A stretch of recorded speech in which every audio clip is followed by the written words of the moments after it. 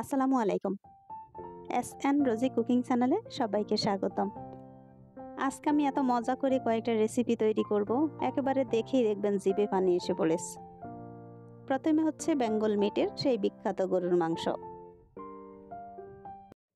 যেহেতু আমার এটা ফেভারিট খাবার, তাই এটা আমার কাছে বিখ্যাত। অনেকের হয়তো অ্যালার্জি, বিভিন্ন প্রবলেমের কারণে খেতে পারে না, তাই তারা গরুর মাংস দেখতে পারে না। আমার কিন্তু গরুর মাংস সেই স্বাদের খাবার। ভিডিওর মধ্যে বলে দিচ্ছি, আপনারা যারা আমাকে ইনভাইট করবেন, গরুর মাংস, সাদা ভাত, পাতলা ডাল, ওফ, সেই জমে উঠবে খাবার। আজকে আমি বেঙ্গল মিটের গরুর মাংস রান্না করব। সেই মজা করে মশলা মাখানো হচ্ছে। সব মশলা উপকরণ দিয়ে ভালো করে হাত দিয়ে মেখে, ওফ, সেই ইয়াম্মি করে রান্না করব। বেসিক মশলা উপকরণ আপনারা দেখতে পাচ্ছেন, আমি কোনো এক্সট্রা কোনো অর্ডিনারি নেই, একেবারে নর্মাল বেসিক মশলা দিয়ে রান্না করব। আদা রসুন পেস্ট, সর্বশেষে আদা রসুন পেস্ট, আর হচ্ছে বেশি করে টক দই।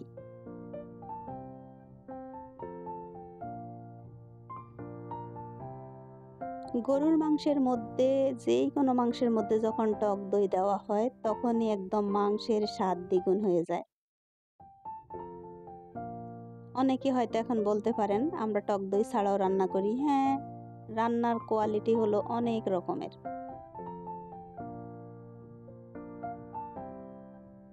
যে যেভাবেই রান্না করবেন, খেতে পারলে সর্বশেষে মজা হলে এটাই হচ্ছে বেস্ট। দেখতেই পাচ্ছেন, বেশি করে টক দই দিয়ে, বেশি করে তেল দিয়ে এখন ভালো করে হাত দিয়ে মাখিয়ে রেখে দিয়েছি। আর এখান দিয়ে হলো চিংড়ি মাছ, লবণ আর হলুদ দিয়ে ভালো করে মেখে 10 মিনিট আগেই রেখেছিলাম। এখন গরুর মাংসটাকে আমি চুলায় বসিয়ে দিব। পাশের চুলায় চিংড়ি মাছটাকে এত মজা করে একদম ক্রিস্পি করে ভেজে নিব, রেস্টুরেন্টের মতো করে। এখান দিয়ে আমি সবজি রান্না করব, তাই সবজিটাকে হাফ বয়েল করছি।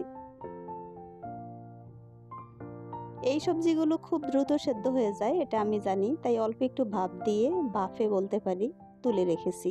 আর এটা হচ্ছে চিকেন। চিকেনটাকে আজকে একটু অন্যভাবে আমি রেসিপি তৈরি করব। এটা হচ্ছে রোস্ট নয়, ফ্রাই। ফ্রাই করার পরে আমি একটা সস তৈরি করব। সস তৈরি করতে নিয়েছি ঘি।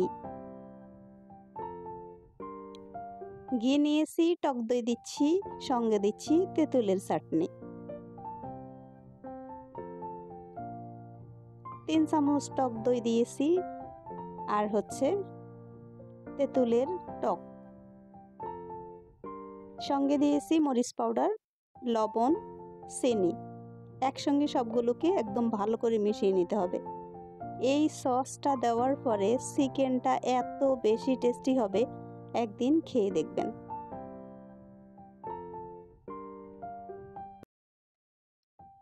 এই সসটা কিন্তু অন্যরকম, এটা খেতেও যেমন অনেক বেশি মজার। এটা কিন্তু হলো চিকেনের সঙ্গে দেন, যে কোনো কিছুর সঙ্গে দিয়ে এটা খাওয়া যায়।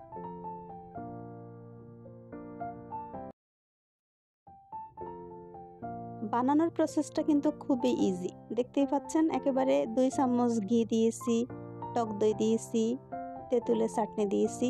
এখন হচ্ছে যে চিকেন ফ্রাই করে রেখেছি, তার উপরে সবগুলো সস সুন্দর করে দিয়ে হাত দিয়ে মেখে নিব। এরকম একটা চিকেন খেয়ে দেখবেন, এটা অন্য লেভেলের একটা চিকেন তৈরি হবে। একেবারে খেয়ে সবাই বলবে এটা কিভাবে রান্না করেছে। প্রথমে হচ্ছে চিকেনটাকে ঘিয়ের মধ্যে ভেজে নিতে হবে। সবগুলো মশলা দিয়ে আগে চিকেনটাকে হাফ বয়েল করে নিয়েছি। হাফ বয়েল থেকে একটু বেশি, 70% সেদ্ধ হয়ে যাবে বয়েল করতে করতে। তারপর হচ্ছে তুলে নিয়ে চিকেনটাকে ঘিয়ের মধ্যে একেবারে এইভাবে ভেজে নিব। তারপরে উপর থেকে সস তৈরি করে দিয়ে হাত দিয়ে মেখে ঝুঁকে একদম ধুমধাম করে এটাকে ঠিক এভাবেই গরম গরম পরিবেশন করব। আর কোনো কিছু করতে হবে না। পাশে হচ্ছে চিংড়ি মাছটাকে একেবারে ক্রিস্পি করে ভেজে নেওয়া।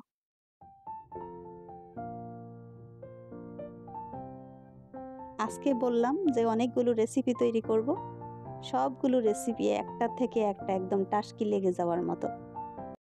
এটা হচ্ছে চিকেন দিয়ে কাবাব তৈরি করা।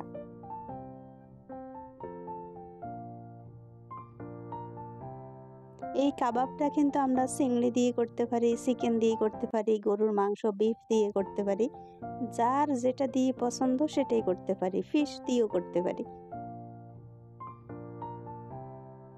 আশা করছি আজকের রেসিপিগুলো আপনাদের অনেক বেশি ভালো লেগেছে। ভালো লাগলে ভিডিওতে ছোট্ট একটা লাইক দিবেন, চ্যানেলটাকে সাবস্ক্রাইব করে রাখবেন।